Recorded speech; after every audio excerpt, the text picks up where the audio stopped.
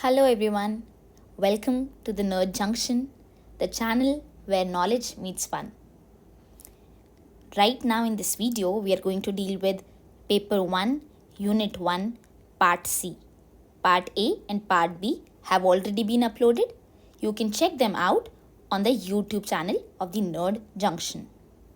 Before we move forward with this topic, I wanted to discuss a fallacy with you. It is called the sunk cost fallacy. Well, in today's world, any UPSC aspirant today has an abundant resource, a very big source of resources available at their fingertips.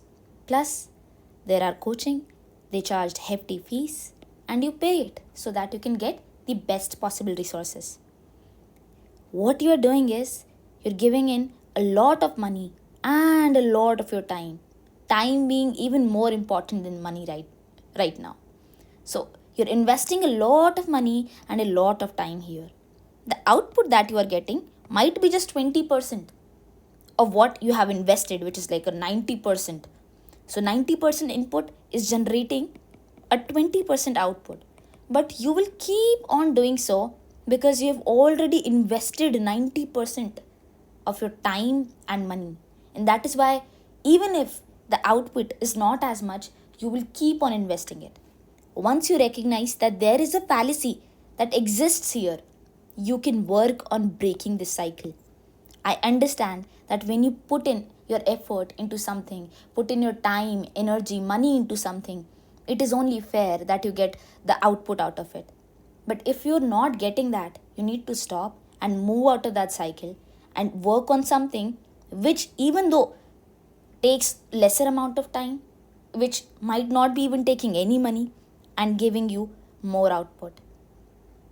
After this being said, I will move to today's topic, and today's topic, Part C, deals with sociology and common sense. Before we start with this topic, you can see this figure. अब ये क्या है? ये एक दादी माँ है. And this guy is a scientist, of course you know him. Anyway, दादी माँ और साइंटिस्ट में जितना फ़र्क है उतना ही सोशियोलॉजी और कॉमन सेंस में फ़र्क है. अब दादी माँ वाइज है या नहीं? बिल्कुल है. उनका विजडम बेकार हो सकता है क्या? बिल्कुल नहीं.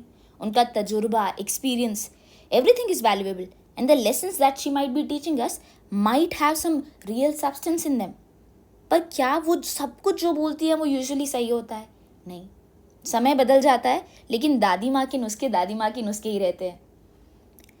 अब एक साइंटिस्ट होता है, वो क्या करता है? वो एक साइंटिफिक एनालिसिस करता है, वो एक क्रिटिकल अप्रोच के साथ सॉल्यूशंस पे रीच करता है. तो दादी माँ और साइंटिस्ट, ये फिगर आपको डायरेक्ट दिमाग में आनी चाहिए जब मैं सोशियोलॉजी और कॉमन सेंस की बात कर रही हूँ. And it will become very easy for you to understand this topic. It is any way a very easy topic. अब इस टॉपिक में क्या क्या करना है? सबसे पहले you need to remember one definition of common sense. कोई सा भी थिंकर पकड़ो, वेबर पकड़ लो, कोई सा भी थिंकर पकड़ लो and learn one definition of common sense that you can quote if you can't think of any other introduction. Okay, तो अब सोशियोलॉजी एक ऐसा फील्ड है जो कि क्रिटिकली एग्जामिन करता है सोसाइटी को, जबकि कॉमन सेंस आपकी पर्सनल एक्सपीरियंसेस और लिमिटेड पर्सपेक्टिव पे बेस्ड होता है. Now let's break it down and let's understand the distinction between the two. Okay, तो सबसे पहले what we have to do, we have to understand the distinction between sociology and common sense. अब क्या है? Imagine करो कि तुम एक पार्टी में हो और तुम्हारा फ्रेंड तुमको बोल रहा है कि सारे इंट्रोवर्ट्स जो होते हैं ना, वो शाय होते हैं और सोशली ऑकवर्ड होते हैं. अब ये एक कॉमन सेंसिकल अजम्पशन है कि सारे इंट्रोवर्ट्स शाय और ऑकवर्ड होंगे. पर एज सोशियोलॉजिस्ट क्या करना चाहिए? ऐसे जनरलाइजेशन पे बिलीव नहीं करना चाहिए. And we should look deeper into such generalisations. हमको सिस्टमैटिक रिसर्च करनी चाहिए, हमको एनालिसिस करना चाहिए and we should uncover some social patterns और स्ट्रक्चर्स. ठीक है? After this, after you know what the difference between sociology and common sense now is, let us move to the next topic that you need to know to move forward with this. Critiques of common sense understanding. अब common sense understanding जो मैंने बोला था, दादी माँ के नुस्खे अच्छे होते हैं, लेकिन क्या वो हमेशा काम करते हैं? क्या आज के बदलते समय में हमेशा हमको दादी माँ के नुस्खे, आज जो दादी माँ ने चीज़ें बताई हैं वो आज के ज़माने में भी उतने रेलिवेंट रहती है? ऐसा तो नहीं है. Let's face it, common sense is not always reliable. It can be influenced by biases and stereotypes leading to flawed understanding. For example, think about the belief कि सारे लॉयर्स डिसऑनेस्ट होते हैं. I am a lawyer and if somebody tells me all lawyers are dishonest, well, this stereotype is overlooking the diverse realities within the legal profession. Sociologists क्या करेंगे, इस common sense notion को critic करेंगे. वो बोलेंगे कि इसके अंदर कुछ लिमिटेशंस है आपके इस अजम्पशन में और आप कुछ बायसेस रख रहे हो. The sociologists are going to challenge this tendency to generalize personal experiences.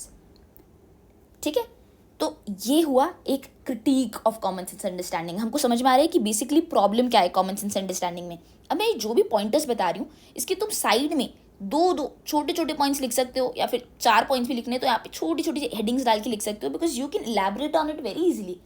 You can look at your life, your examples, and you can put forth your examples which will be way more innovative than my examples actually, because you live a different life and you have seen common sense working in different ways than I have. Anyway, let us move on to the next thing that we need to know. Next thing we need to know is the complementarity of sociology and common sense. अब देखो, now here is the fun part. जबकि हालांकि मतलब sociology common sense को question करती है, लेकिन वो रिकग्नाइज भी करती है the value of everyday knowledge. ठीक है, क्योंकि होता क्या है, think of if you want to think, you can think of common sense as the appetiser. खाने से पहले जो एपेटाइजर, मेन कोर्स से पहले जो एपेटाइजर आता है ना, वो कॉमन सेंस है, और सोशियोलॉजी अपना मेन कोर्स है.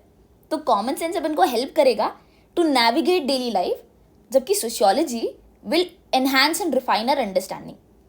सोशियोलॉजी अपन को ब्रॉडर पर्सपेक्टिव देगी and it will help us identify the underlying social structures and dynamics.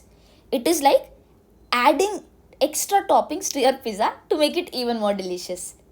ठीक है, तो कॉमन सेंस एक तरीके से फॉर्डर की तरह एक्ट कर सकता है सोशियोलॉजी के लिए. बोलते हैं ना फॉर्डर मटेरियल दो जिसके ऊपर हम वर्क करें. हम ऐसे के लिए बोलते हैं हमेशा कुछ फॉर्डर मटेरियल रेडी रहना चाहिए जिसके ऊपर हम जल्दी से बिल्ड कर पाएँ. तो वो कॉमन सेंस सोशियोलॉजी को ईजिली वो फॉर्डर मटेरियल दे देता है. The topics to work on common sense provides. ठीक है, अब हम बात करते हैं कुछ थिंकर्स की जो हम इसके अंदर ईजिली कोट कर सकते हैं. अब बहुत कॉमन थिंकर्स तो तुम लोग बहुत इजीली और भी जगह से देख सकते हो. जैसे मैंने बोला कि you can obviously refer to Sleepy Classes notes. I really like those notes. There are presentations, I will provide the link. उसके अंदर कुछ एग्जाम्पल्स हैं, पर ये एग्जाम्पल्स हैं जो कि उसमें नहीं मिलेंगे, और एग्जाम्पल्स तुम यूज़ कर सकते हो. These are very good examples actually. So let me talk first about Harold Garfinkel. अब जो गारफिंकल है उसका ब्रीचिंग एक्सपेरिमेंट बहुत फेमस है. These are like hilarious pranks that reveal the hidden rules of social interactions. अब ये करते क्या है इसके अंदर ब्रीचिंग एक्सपेरिमेंट में, you intentionally break the social norms. जो सोशल नॉर्म एग्जिस्ट कर रहा है, प्रिवेल कर रहा है, तुम उसको इंटेंशनली ब्रेक करते हो to expose the taken for granted assumptions we make.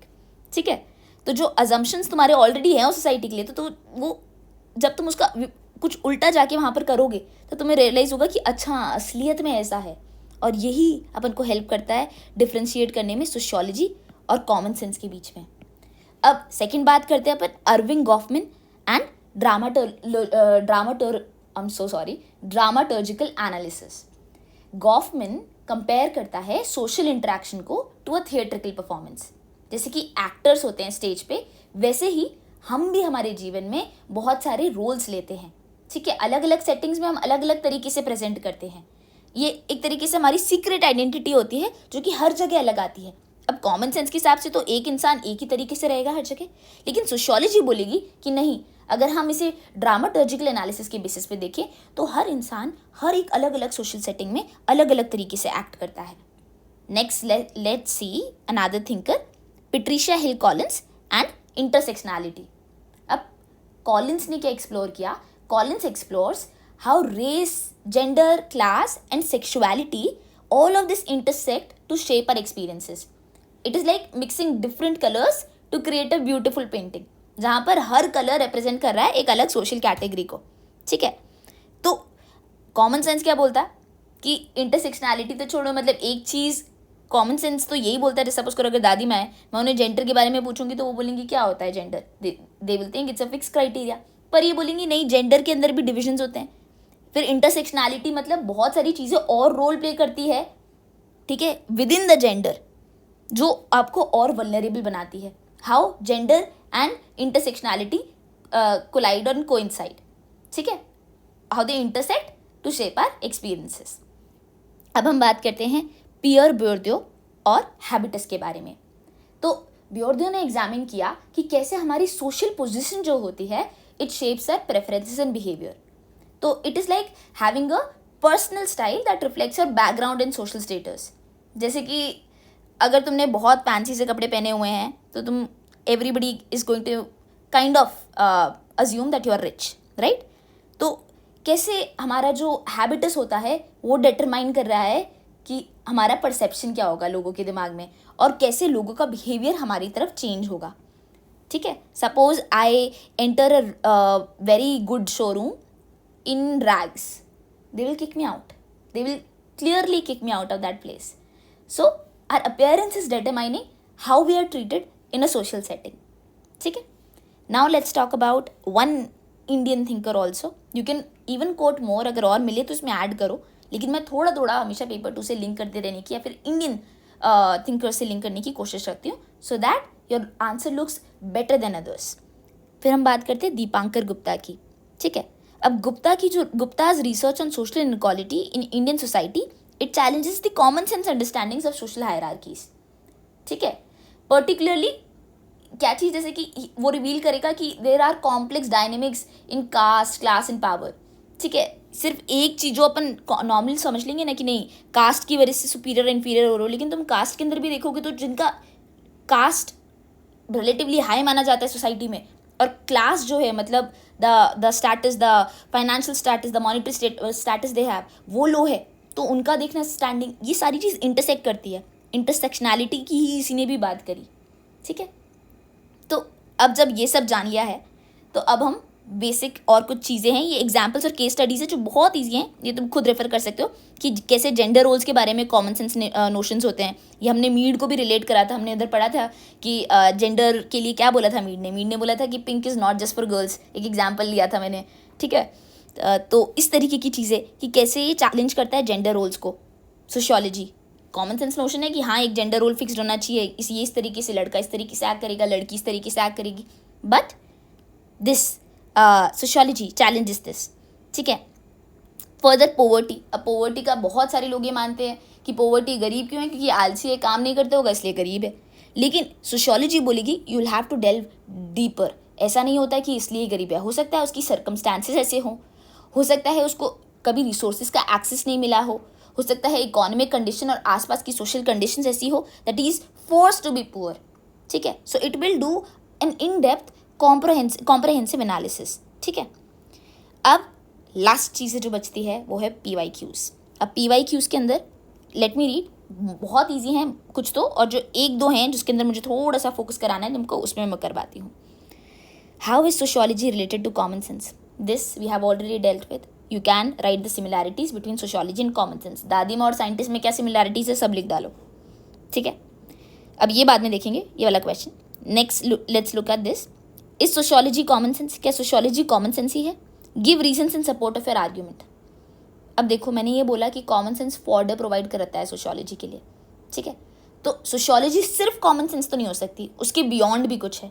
Now you have to build on that argument only. Next question 2011 में जो पूछा गया था, what can sociology show us about our actions? Discuss the practical significance of sociology. अब practical significance of sociology तो easy है लिखना कि क्या सोशियोलॉजी हेल्प कर सकता है, सोशियोलॉजी के फंक्शंस फीचर्स जो भी हैं वो लिख दो easily. What can sociology show us about our actions? हम जो एक्शंस कर रहे हैं उसके बारे में क्या शो कर सकती है। अब हम कोई भी किसी भी एक्शन का एनालिसिस इसके बेसिस पे भी कर सकते हैं। जैसे सपोज करो कि the way we are treating a rich person versus the way we are treating a poor person, or the way we are associating gender roles with, तो इन सारी चीज़ के बारे में तुम इसके अंदर लिख सकते हो। हालांकि ये बाद में भी आगे वाले टॉपिक्स में भी ये क्वेश्चन रिपीट होगा। Now let's deal with this question of 2018। The question says the focal point of sociology rests on interaction. How do you distinguish it from common sense? अब देखो सोशियोलॉजी जो है ना, it places a strong emphasis on the study of social interaction. हम social detective की तरह ही हैं. We are observing कि लोग इससे एक दूसरे से इंटरेक्ट कैसे कर रहे हैं और कैसे इंटरेक्शन सोसाइटी को शेप कर रही है. अगर हम किसी कैफेटेरिया में बैठे हैं फॉर एन एग्जाम्पल, तो सोशियोलॉजी किस में इंटरेस्टेड होगी? वो एकदम चुपचाप बैठी होगी कॉर्नर में और वो नोटिस कर रही होगी कि डायनेमिक्स क्या है पीपल के. कभी इस लाइन में खड़े हुए हैं तो क्यों खड़े हुए हैं, ये टेबल चूज करी है तो क्यों करी है, ये इस तरीके की कॉन्वर्जेशन में इस तरीके का ग्रुप क्यों एंटर कर रहा है. ठीक है. अब क्या ये जो बोला हुआ है कि focal point of sociology rest on interaction, कि इसका मतलब ये है कि कॉमन सेंस इंटरैक्शन पे बिल्कुल बेस नहीं होता? ये तो बिल्कुल गलत है. अगर अपन कॉमन सेंस की बात करें तो common sense guides us in making quick judgements and decisions. रोजाना की चीज़ें, सपोज करो तुम एक ग्रुप में हो और तुम एक दूसरे से बातें कर रहे हो, तो सामने वाला इंसान बोलता है तो तुम चुप हो जाते हो. ऐसा क्यों? क्योंकि ये कॉमन सेंस है जो कि तुम्हारा, it is helping you navigate social situations, जबकि तुम इसके बारे में एक्सप्लिसिटली सोच नहीं रहे हो. So without giving any conscious thought you are able to navigate social situations with the help of common sense. So common sense also helps you in everyday interactions, and sociology is also based on everyday interactions. पर अब distinguish क्या चीज़ करती है ये हम already कर चुके हैं. और ये देखो, ये 4 पॉइंट्स मैंने इसलिए नहीं दिए क्योंकि मैंने करवाई नहीं है. मैं करवा चुकी कि सोशियोलॉजी क्या चीज़ से डिस्कस करेगी, क्योंकि सोशियोलॉजी साइंटिस्ट की तरह है. तो ऑब्वियसली बात है वो सिस्टमैटिक रिसर्च और एनालिसिस करेगी, क्रिटिकल एग्जामिनेशन करेगी, कंटेक्चुअल अंडरस्टैंडिंग पे फोकस करेगी, कि वो सिर्फ एक चीज़ नहीं देखेगी कि पोवर्टी को एक वो मल्टी डिमेंशनल कॉन्सेप्ट की तरह से देखेगी, वो एक ही एंगल से नहीं देखेगी. ठीक है. फिर वो जनरलाइजेबल नॉलेज के अगेंस्ट वर्क करेगी हमेशा, कि नहीं कि हर चीज़ को तुम जनरलाइज मत कर दो. इनफैक्ट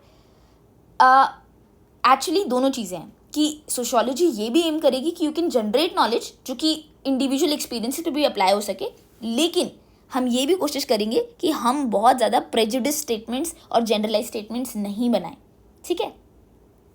तो इस तरीके के पॉइंट्स जैसे मैंने यहाँ पे लिखे, वैसे मैं बोल रही हूँ कि अगर तुमको इन सारे टॉपिक्स के भी पॉइंट्स लिखने हो, like I have asked you to find critics of common sense understanding with thinkers, तो तुम बस यहाँ पर एक छोटा सा पॉइंटर बनाया, लिखा, उसका थिंकर का आगे नाम लिख दिया, लिखा, आगे नाम लिख दिया. This is all you have to revise when you are done with everything. So I think this is it for today. We are done with the entirety of Unit 1 of Sociology, Paper 1. And thank you so much for joining in. See you later.